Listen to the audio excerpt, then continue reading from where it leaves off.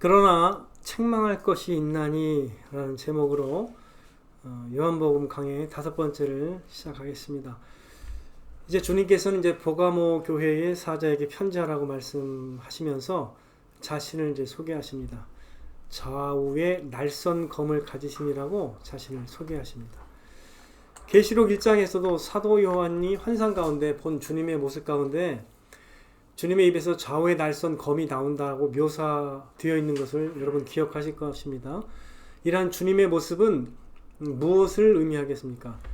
주님의 입에서 좌우에 날선 검이 나온다는 거예요. 그것은 주님이 하시는 말씀이 거룩하고 능력이 있어서 그 말씀으로 우리를 심판하실 수 있는 분임을 나타내고 있는 것입니다.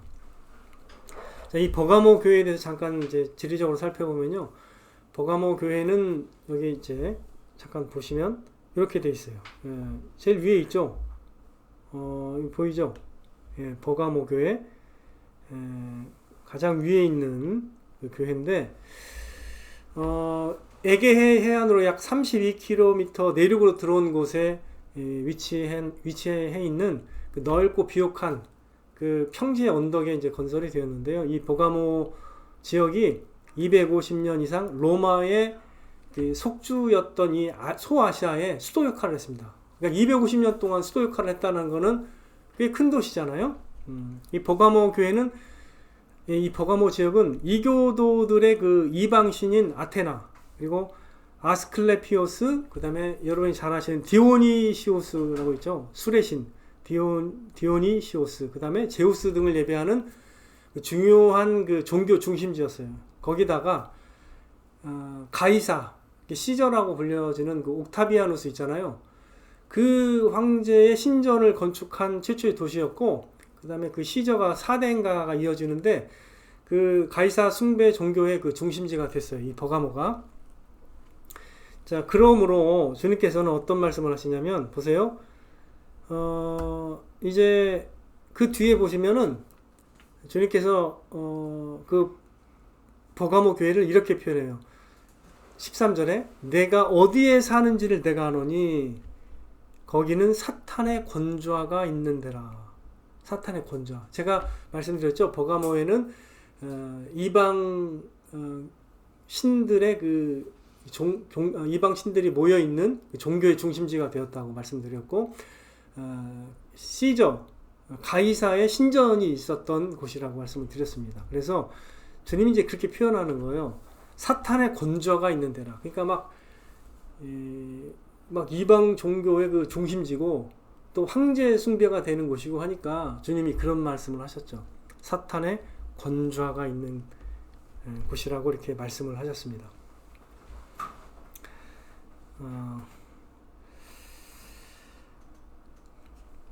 그래서 계속 말씀하시기를 그 다음에 이제 칭찬을 하시는데 내가 내 이름을 굳게 잡아서 내 충성된 증인 안디바가 너희 가운데 곧 사탄이 사는 곳에서 죽임을 당할 때에도 나를 믿는 믿음을 저버리지 아니하였도다 라고 하시면서 이제 칭찬하십니다. 여러분 이 버가모 도시를 제가 잠깐 설명을 드렸듯이 이방 신전들이 많고 그리고 황제 숭배도 되는 곳이고 그 다음에 박해가 있었다는 거죠. 그 앞에 있는 교회가 서머나 교회에 박해가 있어가지고 거기서도 이제 핍박이 있었다라고 주님께서 말씀하셨는데 이 동네에도 그러한 핍박이 있었습니다. 그래서 이제 충성된 증인이었던 안디바가 이 버가모 출신이었던 것 같아요. 이 안디바가 있었는데 이 안디바가 죽었습니다. 순교를 당했어요. 근데 순교를 당했음에도 불구하고 이 나머지 교인들이 그 핍박과 유혹을 받았을 때도 믿음을 저버리지 아니하였다라고 주님은 칭찬을 하는 것입니다. 그들이 주님을 위해서 자신의 목숨을 잃는다 하여도 그 믿음을 저버리지 않았다라는 것은 참으로 담대한 믿음을 가지고 있었다라는 것을 우리가 확인할 수가 있는 것입니다. 훌륭한 사실은 교회였죠. 자기 목숨을 버리면서까지 믿음을 지킨 그런 교회가 버가모 교회였습니다. 제가 이제 예전에 듣던 얘기가 있었어요. 그래서 제가 그 설교 시간에 어렸을 때 들은 얘기를 통해서 제가 마음에 감동이 돼서 믿음을 결단했던 적이 있었거든요. 제가 아마 중학교 때 들었던 그 내용으로 생각이 되는데, 그래서 한번 찾아봤어요. 인터넷에 그런 얘기가 진짜 있나. 진짜 있더라고요. 그 얘기를 한번 해드릴게요. 6.25 때 어느 교회에서 예배를 드리고 있었는데 인민군들이 들이닥쳤어요. 그래서 인민군들이 종탑 위에 십자가를 부수고 강단 위에 십자가를 떼내고 성경책 찬송가를 짓밟으면서 사람들을 마당에 모여놓고 새끼줄로 묶어놨습니다. 그리고서 이제 목사에게 이제 얘기했어요. 네가 예수님을 부인하면 내가 살려주겠다. 이렇게 얘기를 했습니다. 근데 목사가 그때 잠깐 고민에 빠지면서 잠깐 생각할 시간 달라고 했고, 그 다음에 장로한테도 얘기했더니 또 비슷하게 말을 했어요. 그래서 이제 안 되겠다 해가지고 이 사람들이 십자가를 바닥에 놓고 그 위에 올라가서 이제부터 예수님을 나는 안 믿겠다라고 말하고 침을 뱉으면 살려주겠다라고 선언하고 이제 총구를 들이댔습니다. 목사부터 해서 장로 쭉쭉 다 부인하고 침 뱉고 이제 나갔는데, 젊은 소년 같은 청년이 이렇게 얘기합니다. 당당하게 나는 예수님 때문에 태어나서 오늘까지 살았고 지금 당신들 손에 죽는다 해도 나와 예수님 관계는 절대로 떼어놓을 수 없을 것입니다. 예수님은 나의 주님이시고 나의 생명이시며 소망이시고 나의 모든 것 되시기 때문에 이 육신의 죽음은 죽일 수 있을지 몰라도 그것이 하나님의 뜻이라면 기꺼이 순교해서 향기로운 제물이 되고 싶습니다. 라고 대답했습니다. 그리고 그 주일학교 교사를 함께 했던 또 다른 청년도 그렇게 얘기했어요. 두 명이 그렇게 얘기했습니다. 그래서 인민군들이 이 두 사람 당장 죽여야 한다고 막 난리를 칠 때 어떤 인민군이 대장님 이 두 놈을 제게 맡겨주십시오. 제가 골짜기 내려가서 무덤 파가지고 이놈 두 놈을 쏴 죽이고 오겠습니다. 라고 해서 그 두 청년은 이제 계곡을 따라 가게 됩니다. 근데 갔더니 그 사람이 얘기하기를 나는 장로님 아들인데 내가 어쩌다가 이렇게 못된 짓을 하게 되었지만 이제 당신들 여기서 내가 목숨 걸고 당신들을 살려주겠다. 그러니까 밤이 되게 어두워지면 남쪽으로 가라 이렇게 얘기를 해가지고 이제 이 사람들을 향해 쏘는 게 아니라 허공을 향해서 이제 총을 몇 발을 쏘고 이제 돌아가게 됩니다. 이 사람들이 이제 결국은 살아나가지고 임진강을 건너서 서울로 돌아왔는데 예수님을 부인했던 사람들은 이제 살긴 살았어요. 살아가지고 인민군들의 보급품을 다루다가 미군 전투기에 폭격으로 많이 죽었다고 합니다. 그리고 그 청년들은 이제 후에 목사가 됐고, 그 다음에 그 살려준 사람 인민군은 훗날 피난 와서 남쪽으로 내려왔어요. 그 사람이. 그래가지고 그 만난 얘기가 있어가지고 그게 이제 그때 당시 많이 돌았었어요. 그 얘기를 듣고 제가 예수님은 내가 죽어도 부인하지 말아야겠다 이런 어떤 생각을 했었거든요. 결단을 아마 중학교 때였던 것 같아요. 내가 죽는 한이 있더라도 예수님을 부인하지 않겠다 이런 어떤 마음을 가졌던 적이 있었는데 마치 이러한 상황이 된 거예요. 버가모 교회가 이런 상황 가운데서 그들이 믿음을 저버리지 아니하였다라고 주님은 칭찬하고 계신 것입니다. 우리가 이제 사실 이런 정도의 교회가 되면 사실 뭐 훌륭한 교회라고 생각을 해서 더 이상 뭘 부족함이 있는 것을 이렇게 막 밝히는 것이 합당하지 않을 수도 있다고 생각할지 모르지만 놀랍게 주님은 이러한 교회에 두어 가지 책망할 것이 있다라고 말씀을 하시네요. 한번 보겠습니다. 첫 번째로 발람의 교훈을 지키는 자들이 있다라고 말씀하시면서 책망하시는 거예요. 발람이 어떤 사람인지 우리가 한번 보겠습니다. 주님의 표현을 보겠어요. 14절에 이제 나오는데, 자, 내게 발람의 교훈을 지키는 자들이 있도다. 자, 발람이 발락을 가르쳐 이스라엘 자손 앞에 걸림돌을 놓아 우상의 제물을 먹게 하였고 또 행함하게 하였느니라. 이렇게 주님이 이렇게 말씀하세요. 자, 발람은 민수기 22장에서 이르기까지 기록되어 있는데요. 그는 어떤 사람이냐면 선지자인데 뇌물을 받고 이스라엘을 저주하려고 했던 선지자예요. 뇌물을 받고 이스라엘을 저주하려고 했던 선지자인데 베드로후서 2장 15절 17절에도 발람을 평가하는 말씀이 나와요. 이렇게는 나옵니다. 그들이 바른 길을 떠나 미혹되어 부올의 아들 발람의 길을 따르는도다. 그는 불의한 싹을 사랑하다가 자기의 불법으로 말미암아 책망을 받되 말하지 못하는 나귀가 사람의 소리로 말하여 이 선지자의 미친 행동을 저지하였느니라. 이 사람들은 물 없는 샘이요 광풍에 밀려가는 안개니 그들을 위하여 캄캄한 어두움이 예비되어 있나니. 베드로도 베드로 후서에서 이런 발람의 교훈을 따르는 사람들을 이렇게 책망하고 있어요. 여기서도 동일하게.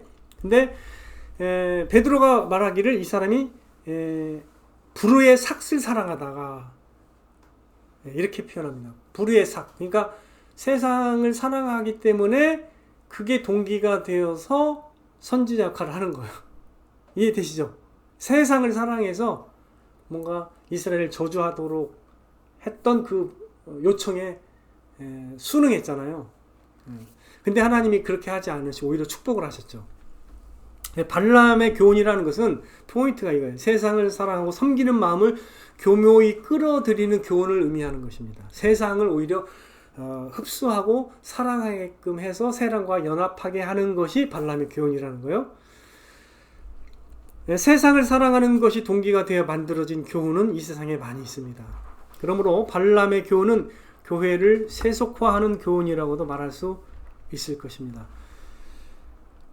발람이요, 어떤 일을 행했냐면, 이제, 그렇게 이스라엘을 저주하도록 요청을 받았는데, 하나님이 막 자기 입에서 이스라엘을 축복하게 하는 말씀을 하시니까, 그걸 이제 발락이 듣다가 견디지 못해서, 이제 그렇게 하지 말라고 하면서, 이제 3번이나 기회를 줬는데, 이 발람이 그렇게 안 하니까 실망을 했는데, 나중에 이제 이 발람이 한 꾀를 내어서 이제 뭔가를 이제 지도하고 유도하는데 어떤 걸 유도했냐면 발락에게 조언해서 이스라엘로 하여금 성적인 간음과 영적인 간음에 빠지도록 유도하게 합니다.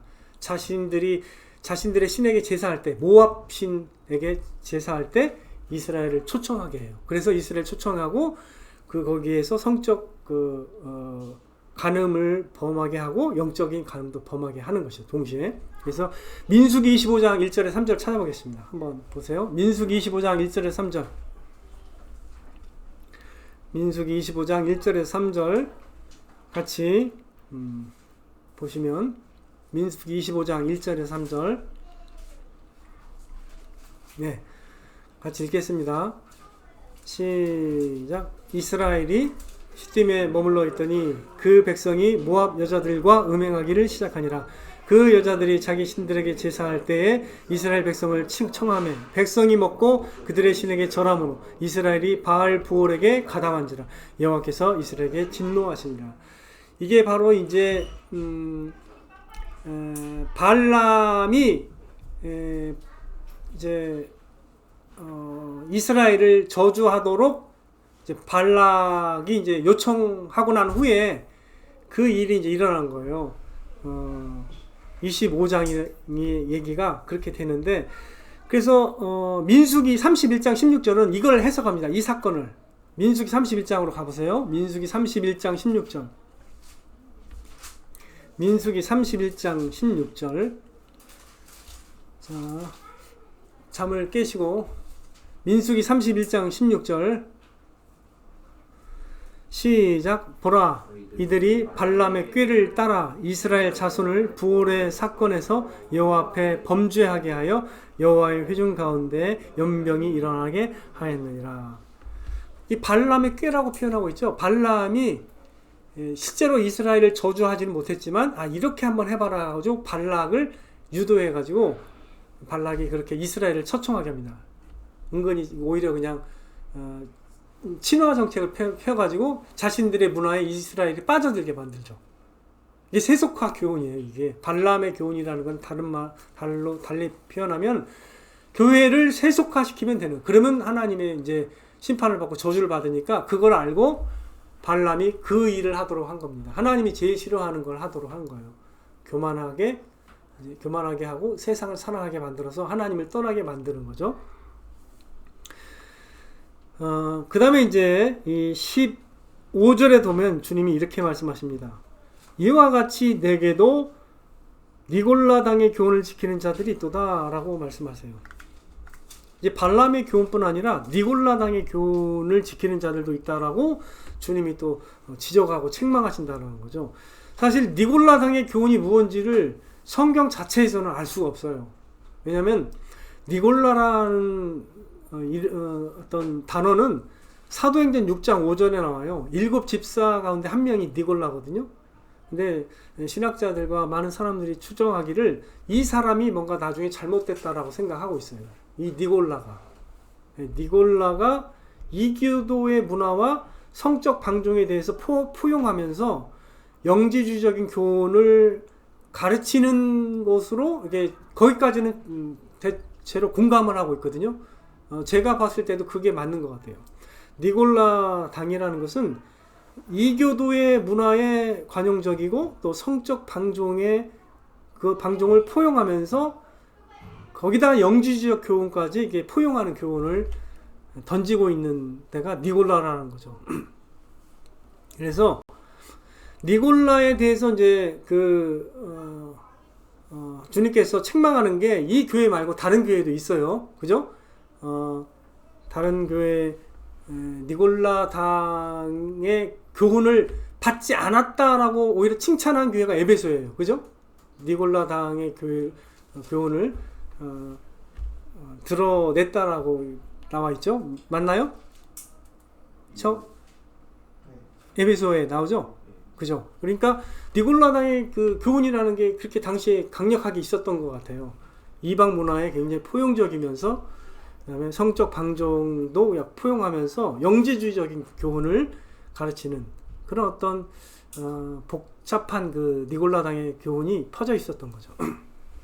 자, 오늘날 세속화되는 그 교훈을 받아들이는 한국 교회의 실상을 이제 생각해 볼 때 저는 이 버가모 교회에 도전하신 주님의 그 책망이 이제 우리에게 의미심장하게 우리가 좀 들려야 된다라고 생각을 합니다. 오늘날의 한국 교회가 버가모 교회와 같은 그런 유사한 그런 교회가 아닌가 이런 생각이 좀 들게 합니다. 세속 문화에서 주도적인 사상들을 가감없이 흡수하면서 한국 교회는 세속화되어 가고 있는 그런 문제들이 있거든요. 목사들도 하나님의 말씀을 전적으로 신뢰하고 그 권위를 믿는다라고 말하면서요. 실제 삶은 세상 사람이 하고 있는 대로 살아가는 목사도 많아요. 그러니까 참 놀라운 거죠. 목사가 이율 배반적으로 살아가는 사람도 많고, 그 다음에 이 세상의 그 주류 문화 가운데서 세속적인 가치와 이런 것들을 그대로 그냥 수용하는 모습도 많이 보이게 됩니다. 일반적으로 자연주의, 물질 만능주의, 마르크스주의, 상대주의, 실용주의, 다원주의, 인본주의 이런 우산 아래서 많이 영향을 받고 있는 한국 교회의 모습을 우리가 보게 됩니다.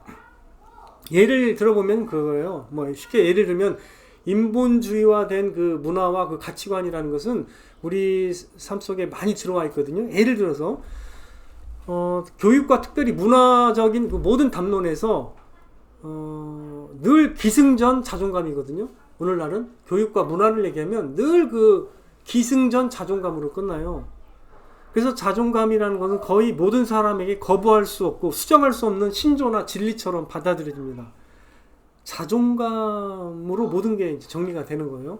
행복이 자존감으로 그냥 모든 게 다 이제 그 설명이 될 정도로 자존감이라는 것은 거의 신화적 그 진리입니다. 오늘날은. 그래서 많은 사람에게 그렇게 그냥 기본적 진리로 받아들여지고 있는데 이게 바로 이제 교회가 많이 편승해 있기 때문에 이거를 분별을 못하고 교회조차도 이런 것을 문제시 안 하게 되는 거죠. 근데 사실 이것은 엄청난 감염을 의미하는 겁니다. 하나님의 말씀을 깨닫지 못하고 세상이 분석한 전제를 그대로 받아들이는 거죠. 세상이 분석한 전제라는 것은 인간론과 세상론이 완전히 달라요. 성경하고 다른 겁니다. 모든 행복의 초점이 자신의 가치에 맞춰져 있는 세상에 우리가 살고 있어요. 그래서 우리는 한껏 자신의 어떠함에 만족할 수 있도록 자아도취적인 느낌을 행복으로 여기도록 그런 문화적 분위기에 오랫동안 젖어 있었던 거죠. 자존감 행복론의 전제가 뭐냐면요. 이 전제는 하나님 말씀에 완전히 반하는 건데, 그 전제가 뭐냐면 모든 사람은 충분히 자신을 사랑하지 않고 있다는 거예요. 행복하지 않은 이유가 뭐냐면 나 자신이 충분히 나 자신을 사랑하지 않기 때문에 지금 행복하지 않다라고 생각하게 만듭니다. 자존감 행복론의 전제가 그거예요. 그래서 나는 나를 더 사랑하고 나를 더 존귀히 여길 필요가 있다라는 겁니다. 그래서 전제가 그겁니다. 근데 성경의 전제는 뭐냐면 모든 인간이 너무나도 자기를 다 사랑하고 있다라고 여기는 거죠. 그래서 죄악에 빠지고 있다라고 보는 거죠. 그래서 모든 그 복음의 체계가 완전히 흐트러나요. 자존감 신학으로 완전히 돌변을 하면 모든 체계가 다 달라집니다. 그래서 다 자아 중심으로 다 바뀌어요. 그래서 아직도 부족해. 왜? 나 자아라는 것은 기본적으로 자아로 만족할 수가 없거든요. 그 누가 자아로 만족할 수? 그 자아가 왜 물없는 셈입니까? 자아는 물없는 셈이 아니에요. 어차피 하나님으로부터는 오는 위로를 받아야 이 영혼이 사는 거지, 내가 주는 내 스스로의 위로에 내가 깨어나서 행복하는 건 아니에요. 그게 그거지. 그냥 그걸 다른 세상 말로는 마인드 컨트롤이라고 해요. 그냥 마인드 컨트롤로 어떻게 행복할 수 있어요? 어떻게 여러분들 마인드 컨트롤로 행복할 수 있다고 생각합니까? 지옥에 갔는데 마인드 컨트롤해서 여기가 천국이다라고 마인드 컨트롤하면 그게 천국이 됩니까? 실제와 현실을 착각하게 만들 수 있는 게 마인드 컨트롤이에요. 근데 자기 위로죠. 제가 늘 책에도 썼지만 자존감은 자기 위로예요. 자기 위로. 인본주의화된 세상에서 가장 인기 있는 자기 위로의 한 방편에 불과한 거죠. 사실 모든 인간은요, 제가 말씀드렸듯이 자신을 너무 사랑해서 문제가 된 겁니다. 자신을 덜 사랑해서 문제인 사람은 이 세상에 없습니다. 심지어 자신을 너무 사랑하기 때문에 자기 자녀들마저 함께 같이 죽이는 거예요. 유나 사건 아시죠? 유나 사건. 예. 진짜 자녀를 사랑했다면 그렇게 할 수 없는 거죠. 그죠? 다음에 타가서라도 아예 맡겨야 되겠죠? 근데 죽으려면 자기만 죽어야 되는데 왜 그냥 함께 죽이냐는 거죠. 착각하는 사람 많습니다. 인간이 참으로 행복하지 않은 이유는 행복의 근원이신 하나님을 떠나 있기 때문인 것이죠. 그리고 하나님께로부터 오는 참된 위로를 받지 못하기 때문이에요. 그러나 자존감 신학은요, 철저히 스스로 자신을 위로하도록 계속 유도하고 사탄이 에덴 동산에서 하와를 교묘히 속일 때 전했던 메시지와 일맥상통하는 메시지를 지금도 전하고 있는 것입니다. 그래서 많은 교인들이 예수 그리스도의 복음을 이렇게 믿으면 자존감이 높아지는 것으로 오해하는 사람도 있어요. 그래가지고 복음의 은혜를 그렇게 이해하고 있어요. 철저히 잘못 오해한 것입니다. 그건 참된 복음이 아닙니다. 사탄이 교묘하게 심어준 교훈이 들어온 잘못된 복음이라는 걸 여러분 꼭 기억하시기 바랍니다. 우리는요, 하나님으로부터 오는 참된 위로가 그 인정으로 사는 거예요. 그래서 우리가 종귀이 된 건 맞습니다. 그래서 우리가 이미 종귀이 됐기 때문에 더 이상 나가 뭐 종귀하니 어쩐 이런 걸 따질 필요가 없어요. 왜? 우리는 하나님이라는 것이 앞자에 붙어요. 하나님의 사람입니다. 하나님의 존귀한 백성이기 때문에 이미 다 똑같아요. 다 하나님께서 귀히 여기시는 백성이기 때문에 더 이상 자신의 존재 가치에 대해서 어쩌고저쩌고 그런 거에 대해서 비교해서 자존감을 따질 필요가 없는 거예요. 이미 다 존귀한 자이기 때문에 거기서 뭐 얻을 게 별로 없는 거예요. 오히려 힘만 들지. 낭망만 돼요. 자기만 자세 계속 파보세요. 그게 낭망 안 되나? 계속 낭망이 되지. 그러나 어떤 상황에 처하든지 하나님으로 인해서 위로를 받고 있다면 괜찮다는 거예요. 우리가 돈이 없어도 만족할 수 있고, 명예가 없어도 만족할 수 있고, 힘이 없어도 만족할 수 있고, 우리 하나님이 힘이 있으니까. 그러니까 하나님으로 만족한다는 뜻이에요. 제 말은 하나님이 어떠하심을 통해서 힘을 얻고 행복을 누리는 사람이 되라는 것입니다. 이게 참된 복음의 능력이라는 거죠. 오늘날 우리 한국은 심리학에 병들어 있습니다. 한국은 저는 그렇게 믿고 있어요. 심리학으로 많이 병들어 있고 오히려 자기 위로에 많이 깊이 있게 빠져 있어요. 그래서 이 복음을 믿고 뭐 전도하는 사람조차도 그런 경향이 많이 있어요. 많이 농후합니다. 그래서 좀 놀라워요. 저는 그래서 그런 상황을 보면 우리가 많이 그렇게 노출이 됐다. 이 세상 교훈에 그렇게 보게 됩니다. 자, 우리가 어떻게 적용해야 될까요? 이제는 버가모 교회의 실상을 아시고 이제 알고 주님께서 이런 책망을 하십니다. 믿음이 훌륭한 교회였는데도 이렇게 신랄하게 책망을 하시면서 회개하지 않으면 어떻게 해야 되겠습니까? 주님이 회개하라. 그리하지 아니하면 내가 내게 속히 가서 내 입의 검으로 그들과 싸우리라. 처음에 주님이 자신을 소개할 때 좌우에 날선 검이 나온다고 했죠.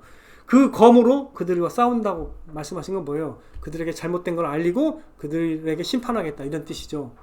그죠?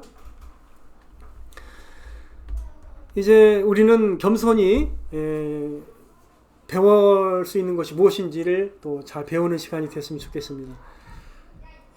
에베소 교회와 마찬가지로 버가모 교회는 믿음을 지키고 믿음을 버리지 않았습니다.